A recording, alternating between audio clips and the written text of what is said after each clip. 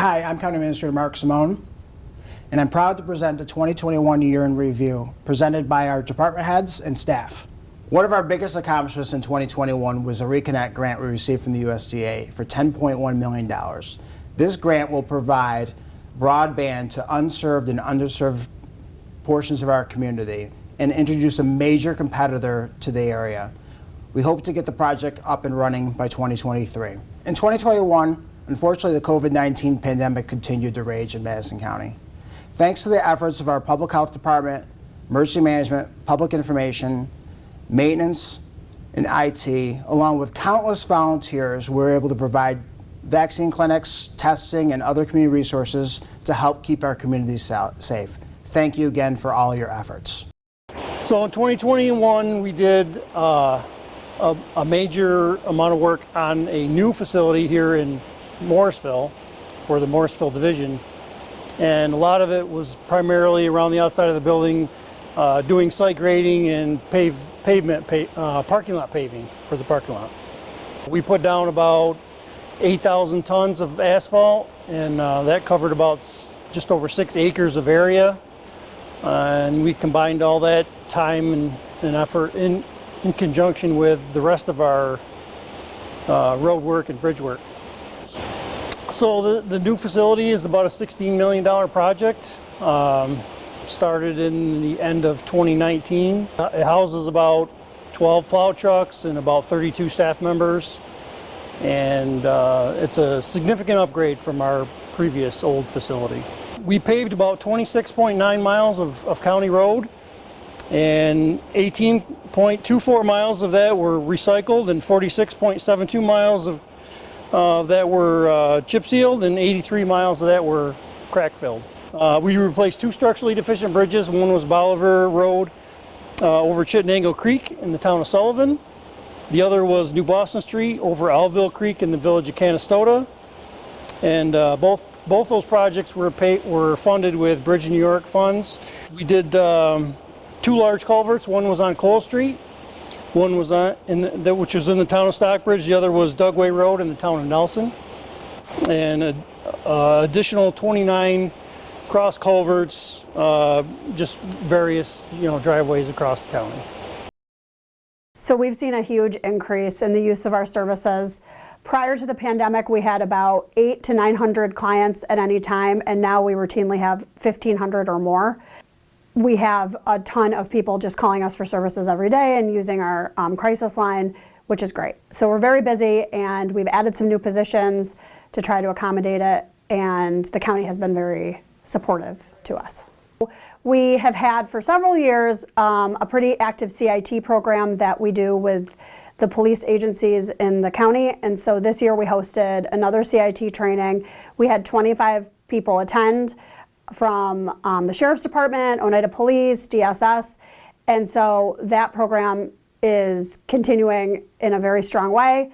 And also we started a 911 diversion project with the 911 call center, and we are taking callers kind of away from the 911 center that maybe just need support from a therapist and aren't a true emergency, to try to give them services that they need. So also this year, the chairman asked to convene a task force to look at the impact of COVID on our community. So we have been working with a consultant to assess kind of the needs of the community as a whole, and to determine what projects are kind of needed to support people on their road to well-being and recovery. So we have identified some project areas that we are kicking off in this year.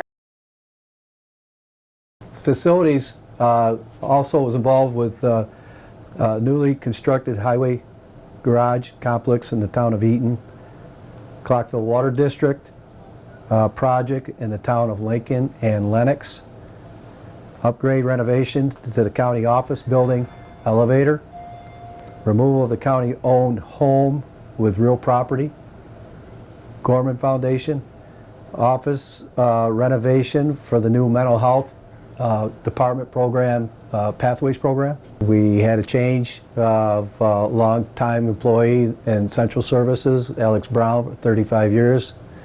and now Todd Russell has replaced Alex. We also have added a printing machine, envelope printing machine down there that's allowed a lot of different options for the various departments, villages, and towns. We're standing in a newly renovated maintenance garage for our staff. It's their kitchen, break room, offices. Our building maintenance supervisor, Dave Reese, had retired this year, in 2021 after 25 years. We've replaced Dave with Lyle Melboff, who's been doing a great job. Maintenance assisted in the relocating of several departments in the county. Child Advocacy Center was moved to Oneida. Solid waste offices were moved to where the old Child Advocacy Center was. Staff have built 32 wooden boxes for Board of Elections and all the other various day-to-day activities that happens. It was a pretty busy year because it was a local year, so we get to see all of the candidates in Madison County. And it's not so distant, but it's also a little bit crazy because there's lots of activity here in our office. The implementation of early voting, we had to move to the highest municipality in the county, which was the town of Sullivan. And that was pulled off successfully. Implementation of at least 30 new election laws, coming up with policies and procedures to make sure that we're still in compliance. We have a new commissioner this year. We had a new commissioner last year after 27 years of Laura Costello being here, so it was interesting to make that transition and a learning experience for all here in the office. 2022 is a different year for us in the way that it's the governor's year. Lots more voter questions. We look forward to having another successful election year. Together, as a team, we provide assistance to the veteran community in the application of their veteran benefits through the Department of Veterans Affairs, in addition to state and local benefits they may be entitled to. Some of the highlights for 2021 include our first annual inaugural Veterans 22-kilometer awareness hike. Myself and our team walked 22 kilometers to raise awareness for veteran suicide, as well as remembering all those currently deployed throughout the world. We're pleased to announce that our agency is now dual accredited by both the American Legion and the New York State Division of Veterans Affairs. This dual accreditation allows us to better assist the veteran community. Another highlight for this year is Operation Care Drop. What this program does is it attempts to provide emergency assistance to veterans in need who may be in between while they wait for their VA benefits to kick in, or may be just over the income threshold for such programs offered at other public services. With this, we're able to assist with fuel for heating homes, electric issues. We're very proud of these achievements for this year, and we hope to continue that into the future, and we're excited about 2022. The leadership program is our personal skills development program. The first year, the youth learn confidence building, they learn team building, they do a lot together, and those classes are offered within their school day. The classes were offered in Morrisville, Casanova, and Chittenango. We had 38 youth participate. That program goes into a second year with its service learning component. We had 6 students from Casanova, Chittenango, and Stockbridge do the service learning pieces, and they were able to do over 100 hours of service in a number of different places. We started the Madison County Youth Council. That group is meant to empower youth and give them a voice, encourage them to be more involved in their community. So we have a number of students involved with the Youth Council, 4 different districts. We're hoping to grow and change that group. Summer program is something that the staff wanted to reach young people who didn't have another opportunity, and especially during COVID, kids weren't getting outside, kids weren't doing anything active and engaging and seeing people outside of school. So that program ran over summer for 6th and 7th graders. So this year in March, we were able to bring the Runaway and Homeless Youth Program within Madison County, so it's under the umbrella of social services. The New Visions Government, Public Administration and Law program is in its 3rd year. That program was awarded a Champions of Change for Kids award through the New York State School Boards Association for their work with staffing the COVID-19 vaccine call center. During 2021, staff at the probation department collected over $90,000 in restitution from offenders and redistributed that money to crime victims throughout the area. Also, officers in the department completed over 400 hours of in-service training on topics such as motivational interviewing, substance abuse, human trafficking, and mental illness in order to better help probationers in changing their problematic behaviors. Also, in July 2021, in collaboration with the Madison County Sheriff's Office, staff members conducted a search of a probationer's residence and vehicle, resulting in the confiscation of several illegal, untraceable ghost guns and high-capacity magazines, thus continuing our commitment to reduce risk to the community that we serve. Over the last year, we created a brand new assigned counsel program going from a public defender's office of in-house attorneys to a team of very diverse and experienced contract attorneys. One of our main accomplishments was we were able to get on board 26 attorneys from all different areas of the county, including some former JAG prosecutors, former district attorneys, and a wide array of former public defenders with many years' experience. We were able to take a budget that was forecasted to go very over budget and instead deliver the county $200,000 under budget. We created a brand new program, instituted CAP Court, the first centralized arraignment part the county has had. And we've gone from a staff of 0 to now having 2 full-time assistants with a 3rd coming on board. We're very excited for the future of the program and continue to work on ways to develop and improve the quality of the program in the year coming up. The Department of Law worked on achieving many department goals in 2021, despite the hurdles faced with the ongoing COVID-19 pandemic. The department routinely reviewed and updated the contract policy and standardized contracts as needed. In response to the implementation of the Raise the Age legislation, the Department of Law coordinated with several other county departments in continuing an effective implementation strategy, as well as conducting training sessions for law enforcement. Lastly, our office continues to offer internship opportunities to students from the Syracuse University Law School and the Madison County BOCES New Visions Program for Law, Government, and Public Administration. In 2021 started as well as ended with the highest number of cases that we've had to date since the pandemic started. As a result, the health department staff time and efforts have been dedicated to COVID-19 response activities, including vaccinations, testing, and community outreach and education. Madison County is one of the first counties to provide vaccines to its residents and has one of the highest vaccination rates in the state. In 2021, the health department administered 19,511 doses of COVID vaccine. We provided vaccine at 3 community sites and through our health department clinic site. We also provided vaccine to 104 of our residents who are homebound and vaccine to our providers' offices and local pharmacies. We work closely with our hospitals, colleges, public schools, nursing homes, employers, pharmacies, and community organizations such as the Office of the Aging to ensure and coordinate vaccination activities for eligible residents. In March of 21, we established a vaccine equity committee comprised of about 40 individuals from various agencies and community members in Madison County. The purpose of this committee was to ensure that every resident in Madison County had an equal opportunity to receive a vaccination.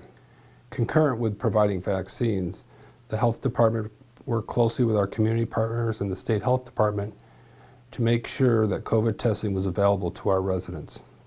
In 2021, over 206,000 tests were administered to community residents, with 6,810 residents becoming positive.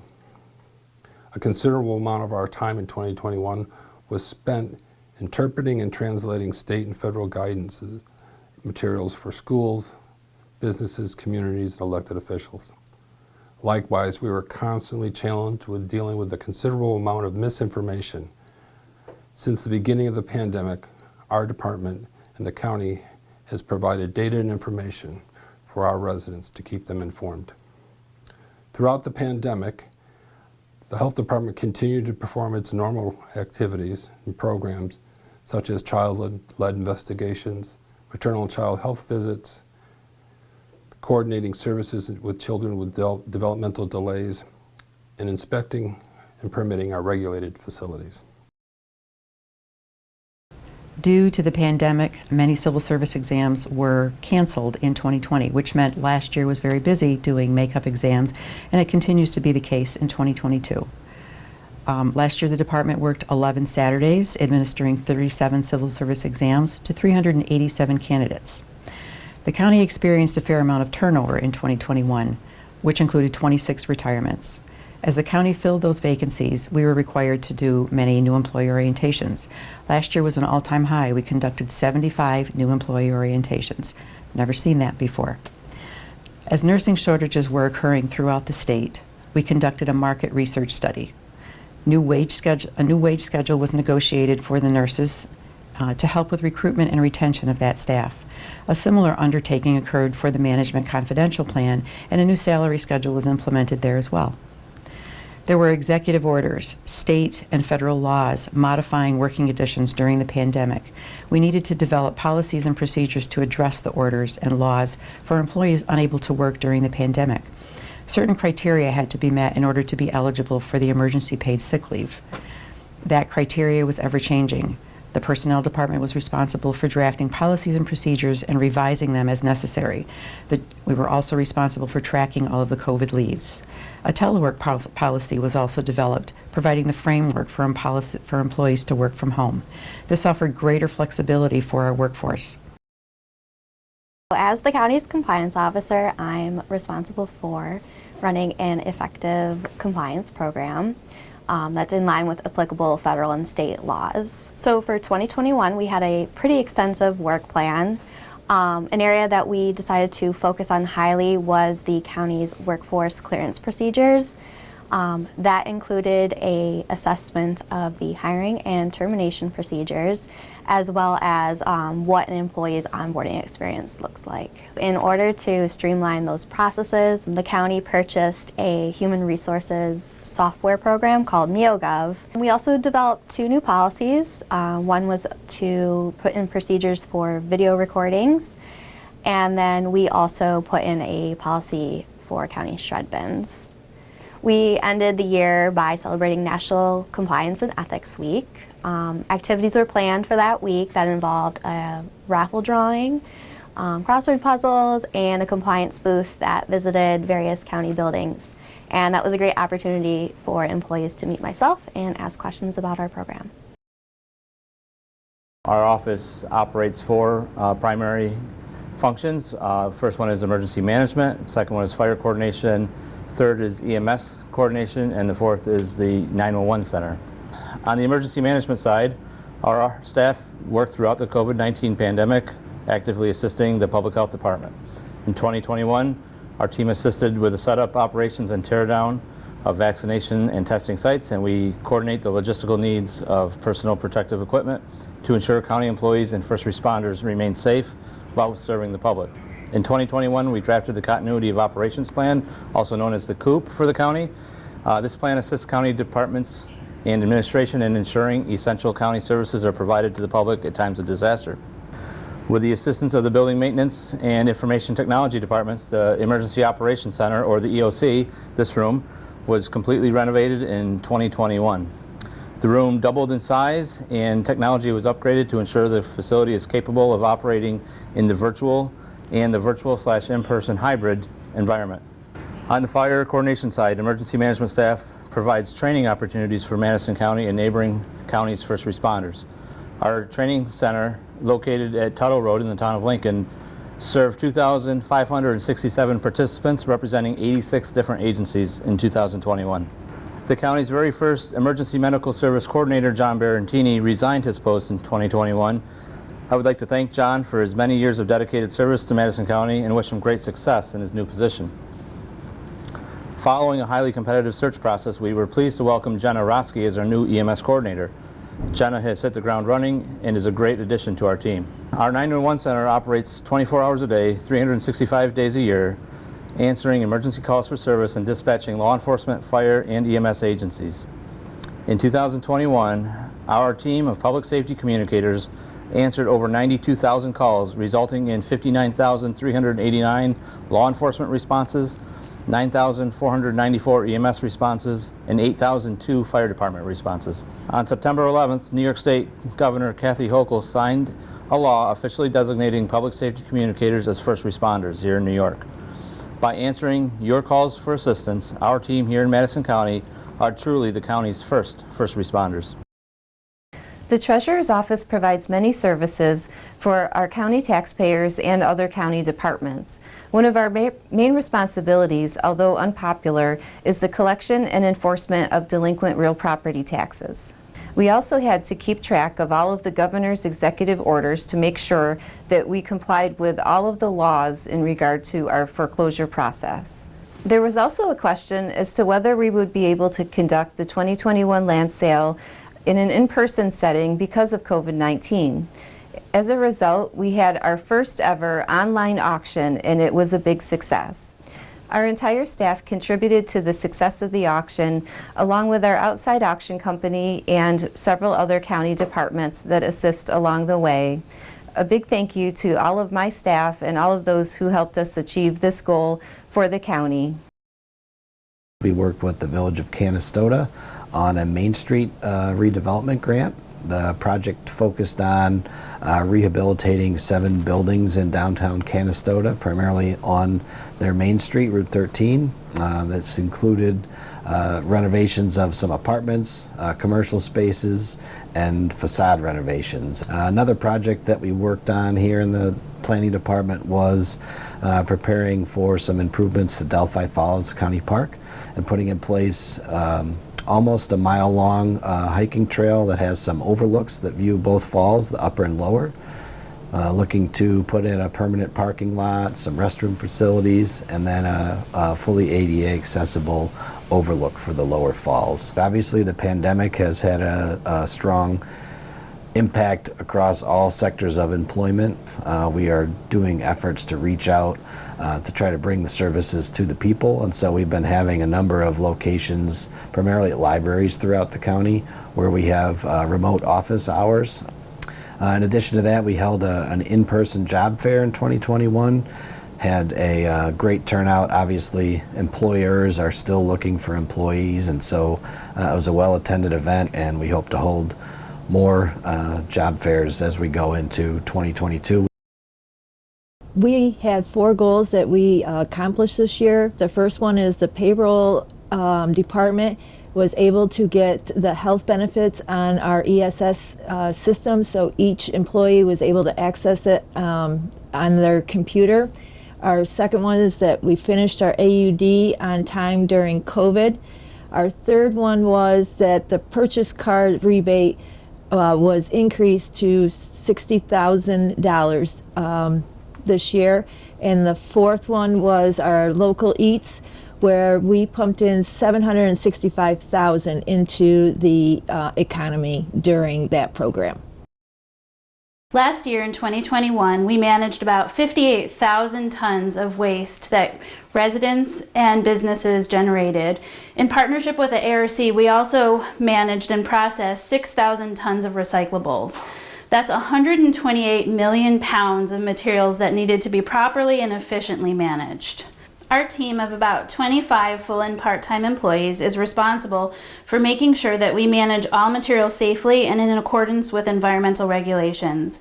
I'd like to use this opportunity to give our team a big thank you for all they do day in and day out, because it's not always the most desirable work. Here are just a few examples of the behind-the-scenes action. The Environmental Compliance Coordinator analyzing a daily sample of landfill leachate, The deputy director checking the landfill gas collection wells to make sure we control odors and maximize the amount of landfill gas delivered to the landfill gas to energy plant. One of our heavy equipment operators doing the daily data collection to measure the amount of leachate that is collected in the primary and secondary leachate collection systems. Our recycling coordinator providing a presentation to a local community organization, and a weigh station operator doing the daily check on the truck scale's radiation detection system. On another note, last year residents searched for over 16,000 materials on our How Do I Recycle Dispose Of online search tool. In times of volatile recycling markets, we can't stress enough how critical it is for all of us to recycle right. Lastly, the Solid Waste Department is one of the only county departments that is self-funded. That is, we do not receive local tax money to fund our programs. Instead, the solid waste recycling programs, transfer stations, and landfill are funded by waste disposal fees. One of our top goals is offering cost-effective programs for our county residents and businesses now and into the future. At the end of 2021, we hired a professional engineering firm to perform an assessment of our current operations and identify potential alternatives that may improve our long-term financial sustainability. By the end of 2022, we hope to share the results of that study. Throughout 2021, DSS continued to serve the residents of Madison County, with 14,000 of our residents receiving Medicaid, 6,000 residents receiving SNAP, 5,000 families getting HEAP, 4,000 residents receiving child support, and nearly 1,500 reports to our Child Protective Services to keep kids safe and provide services for parents. Housing of the homeless and those needing safe, stable shelter has taken on additional work the past year. With eviction moratoriums due to the pandemic, available housing has become extremely difficult to find. Despite an influx of federal funding, the ability to find and move families and individuals into permanent housing has been a challenge. DSS saw 208 homeless persons representing 174 unique individuals, 101 men and 74 women. Of those, DSS placed 40 into temporary shelter. There were various reasons for homelessness. 93 individuals became homeless due to the loss of support from family and friends. 28 were evicted from their homes, 20 released from jail, with the remaining reasons including county-to-county moves, domestic violence, codes enforcement, and others. The coming year will undoubtedly continue to have further issues as the availability of housing continues to dwindle and landlords are not as likely to extend their generosity to low-income populations. We are also facing a greater reliance by New York State for locating housing for former inmates through the Department of Corrections, those released from institutional settings, Office of Mental Health, and Office for People with Developmental Disabilities, and other high needs, specialized settings that require some very intense involvement on the part of DSS staff. DSS will continue to pursue available funding, including a new rental supplement program recently enacted by New York State, and provide programs and services to address homelessness in Madison County. I hope you enjoyed our video. Thank you to Chairman Becker and the Madison County Board of Supervisors for providing myself and the county departments with support time and time again. And a special thank you to the county employees. Without you, we wouldn't be where we're at today, which is one of the best counties in the entire state of New York. Thank you for everything you do. Thank you for providing the support to our residents. I hope everybody has a safe 2022, and we'll be moving forward past COVID and continuing to provide the excellent services that our residents are accustomed to.